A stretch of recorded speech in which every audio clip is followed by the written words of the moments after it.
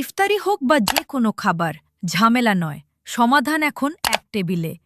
বারবার হাত বাড়ানো, কার আগে কার পরে, এইসব চিন্তা এখন অতীত। খাবার আর হাত বাড়িয়ে নয়, এক ঘোরাতে সবার সামনে। পরিচয় করিয়ে দিচ্ছি ৩৬০ degree rotating dining table topper. একবার টেবিলের মাঝখানে রাখুন, হালকা একটা ঘুরালেই খাবার পৌঁছে যাবে পরিবারের সবার কাছে।